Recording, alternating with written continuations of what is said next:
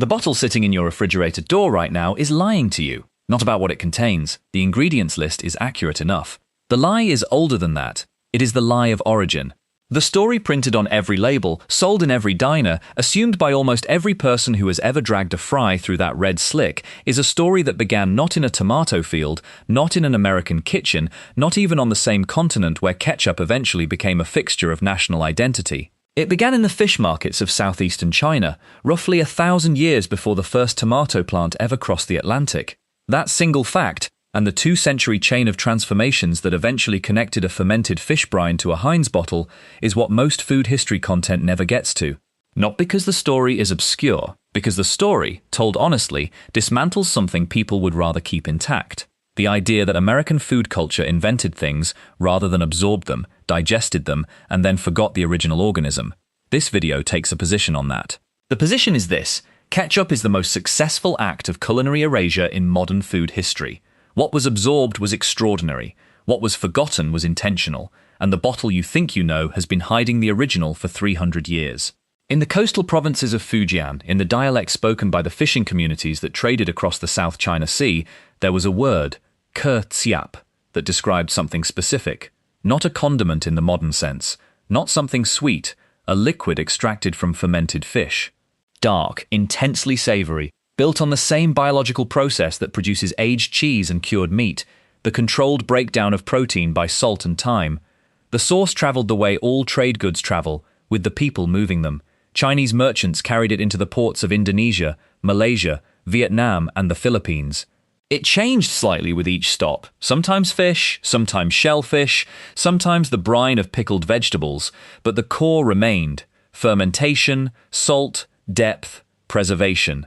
By the late 1600s, it had reached the European trading posts scattered across Southeast Asia. Here is where the first erasure begins. The British sailors and traders who encountered kê-tsiap did not know what to do with the name, so they approximated it.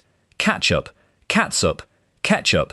They transliterated a sound from a language they did not speak into a spelling that reflected nothing about the thing itself. The word was now English. The origin was now invisible inside it. They brought the sauce back. It arrived in Britain sometime around the 1720s, documented in recipes, referenced in cookbooks, served in taverns as a condiment for meat and fish. What arrived was not tomato-based. Tomatoes, at that point, were still regarded with significant suspicion across much of Europe. Beautiful, possibly poisonous, ornamental at best. The ketchup of early 18th century Britain was made from mushrooms, walnuts, oysters, anchovies, and occasionally kidney beans. The common thread was not the ingredient. It was the method, a long-simmered, heavily salted, deeply reduced liquid extract designed to add concentrated umami to whatever it touched. The first British mushroom ketchup recipes from the 1730s read, structurally, like direct descendants of the Fujianese fish brine. Same logic, different organism. Now here is the fact that rewrites the entire American origin story. Tomatoes did not enter the ketchup conversation in any significant way until the 1820s. That is nearly a century after ketchup had already established itself as a beloved British condiment, nearly a century after it had crossed the Atlantic with European colonists, and roughly 60 years after the United States had become a country. The American ketchup story, the one that positions this as a native product of American culinary ingenuity, a gift of the New World's most abundant fruit, begins not at the founding, but at an agricultural turning point. Tomatoes, which had been viewed with suspicion across much of North America well into the early 19th century, underwent a rehabilitation. Production increased, availability increased, and the historical record points to multiple simultaneous experiments, not a single inventor, realized that tomatoes behaved, under reduction and salting, in ways that rhymed with the mushroom and walnut ketchups already in circulation. The tomato version was not a discovery, it was a substitution. This is where the video takes a position that a certain portion of the comment section will immediately want to challenge, and that challenge is worth naming before it arrives. The pushback will go something like this: every cuisine absorbs influence and transforms it, and the tomato ketchup that emerged from 19th century American kitchens was so different from its Fujianese ancestor that calling one the origin of the other is a stretch. That is a reasonable objection. The honest version of it goes further. By the time Heinz introduced his version in 1876, with added sugar, a thicker body, and the vinegar-forward profile that made it shelf-stable and commercially viable, the product bore almost no resemblance to kê-tsiap in flavor, method, or intention. So here is the more precise claim. What was lost was not the recipe, it was the acknowledgement. The chain of transmission, from Fujian to Southeast Asian ports to British sailors, to colonial American kitchens to the industrial production lines of Pittsburgh, was real, documented, and traceable. And at every link in that chain, the story of the previous link was quietly dropped. Not suppressed by a single actor, simply never considered worth mentioning by people who had no reason to think it mattered. The erasure was not conspiratorial. It was the ordinary behavior of a culture absorbing what it finds useful and forgetting what it cannot classify. That is a different kind of indictment, arguably a more damning one. Henry John Heinz did not invent ketchup. This point cannot be made clearly enough. By 1876, tomato ketchup recipes had been circulating in American cookbooks for roughly 50 years. The product existed, it was common. What Heinz did was something more significant in commercial terms and more consequential for the story. He solved the preservation problem. Pre-Heinz tomato ketchups were notoriously unstable. The recipe was a race against spoilage. Manufacturers added coal tar dyes to maintain the color after oxidation. They added sodium benzoate as a preservative. They added formaldehyde, documented, intentional, legal at the time, to extend shelf life past what the recipe itself could sustain. The resulting product was frequently discolored, inconsistently flavored, and in at least some cases genuinely hazardous.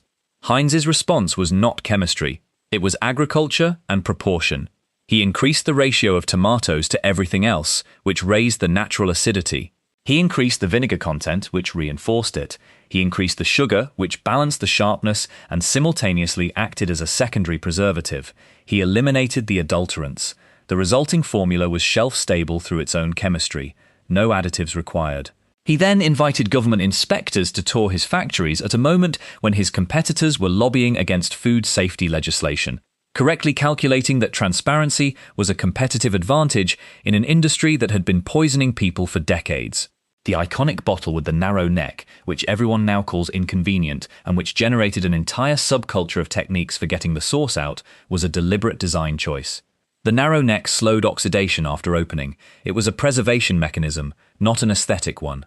Heinz did not invent ketchup. He industrialized honesty in an industry built on adulteration, and he was rewarded for it with a market share that eventually became synonymous with the product itself. There is something worth sitting with in that. The company that won was the one that stopped adding poison. The bar was genuinely that low. Before continuing, one mechanism worth naming, because it explains why a fish brine from a Fujianese fishing village and a bottle of Pennsylvania tomato sauce are more closely related than they appear. Umami, the fifth basic taste, identified and named by Japanese chemist Kikune Ikeda in 1908, though experienced by humans long before anyone named it, is the flavor produced by free glutamates. Glutamate is an amino acid. When protein breaks down, through fermentation, through long cooking, through salt curing, the glutamate that was locked inside the protein structure is released. The resulting flavor is what the brain registers as savory depth, as richness, as the quality that makes something taste fully cooked and complete. Kê-tsiap was a glutamate delivery system. So was Roman garum, the fermented fish sauce that predated it by centuries and that Roman soldiers and traders carried across 3 continents. So is Worcestershire sauce, which is made with fermented anchovies and which was formulated in Britain in the 1830s, directly in the lineage of the mushroom and walnut ketchups that preceded it. So is a well-reduced tomato paste, because tomatoes are among the highest natural sources of free glutamate in the plant world. The reason tomatoes worked as a ketchup base, the reason the substitution held, is that tomatoes are chemically positioned to deliver the same flavor signal that the fish brine was delivering. The brain received something it recognized, even though the organism providing it had completely changed. The reason this matters here is that the history of ketchup is not a story about tomatoes. It is a story about a flavor the human palate found so compelling that every culture encountering it found a local organism to extract it from. The Chinese used fish, the Romans used fish, the British used mushrooms and walnuts and oysters. The Americans eventually used tomatoes. The flavor traveled, the credit stayed local.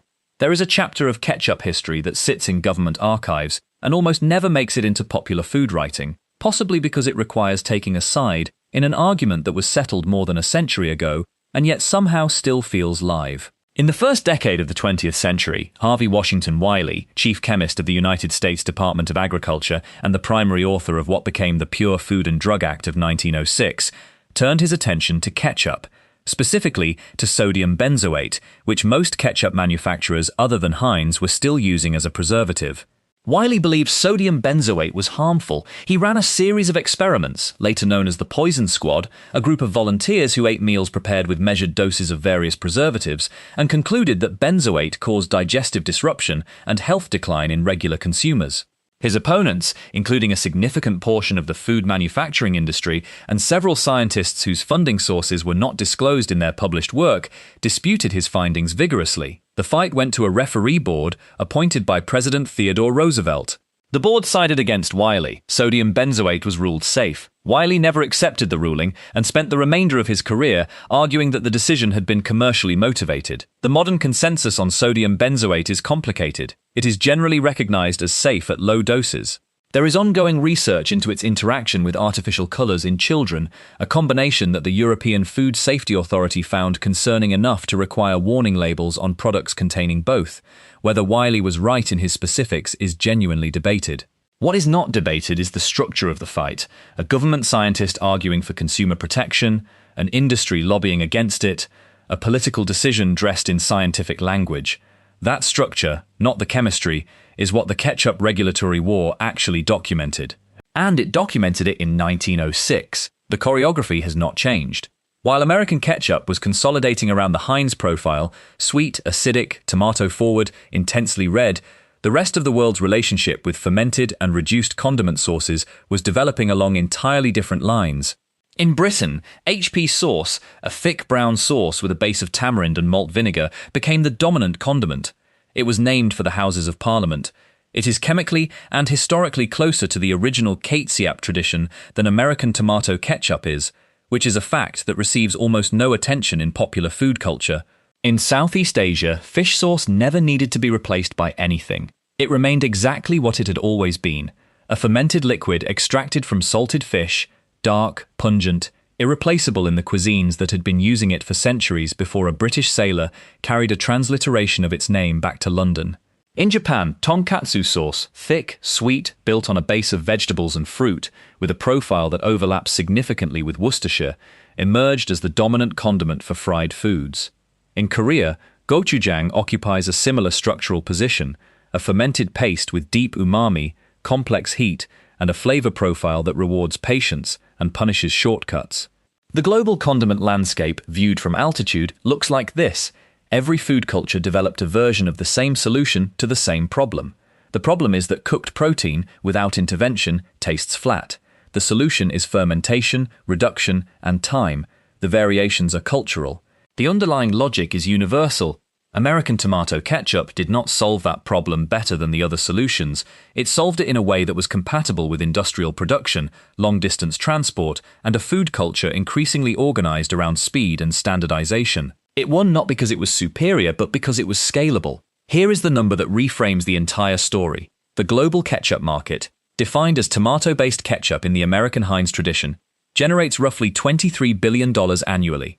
That figure is cited consistently across industry analyses from the early 2020s. The global fish sauce market, the direct descendant of kê-tsiap, the product that the bottle in your refrigerator door is a distant, unacknowledged relative of, generates roughly $4 billion annually. The product that lost the branding war generates roughly 1/6 the revenue of the product that won it. The product that lost the branding war is also, by most culinary standards, more complex, more versatile, and more deeply embedded in a wider range of the world's great cuisines.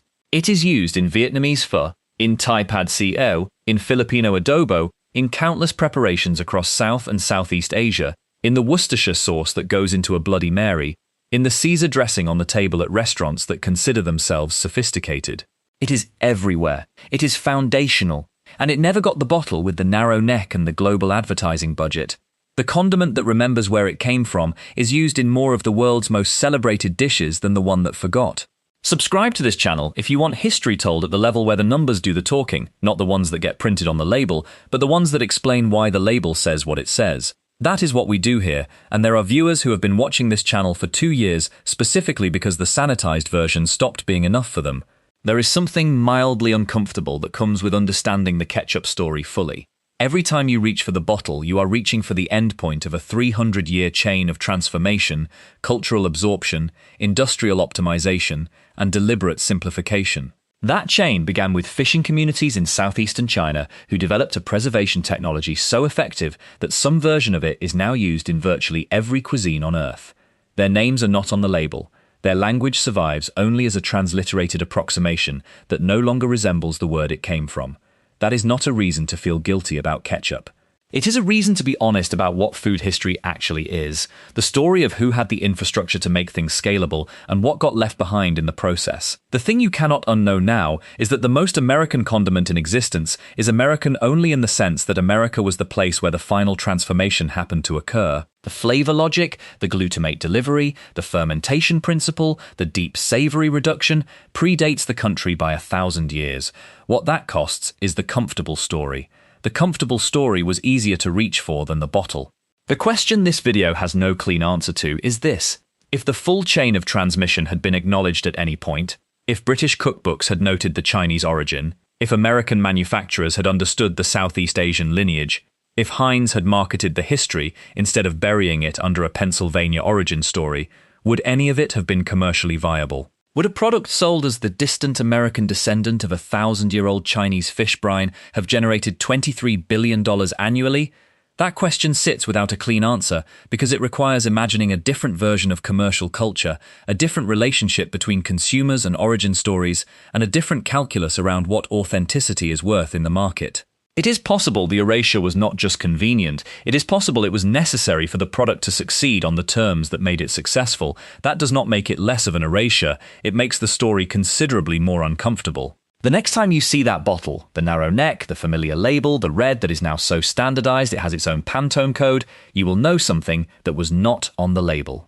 You will know that what you are looking at is the final stop on a journey that started in a fishing village, crossed 3 oceans, survived being made with mushrooms and oysters and walnuts, got reformulated to remove the formaldehyde, won a regulatory war it probably should not have won, and eventually became so thoroughly American that its origin became invisible inside it.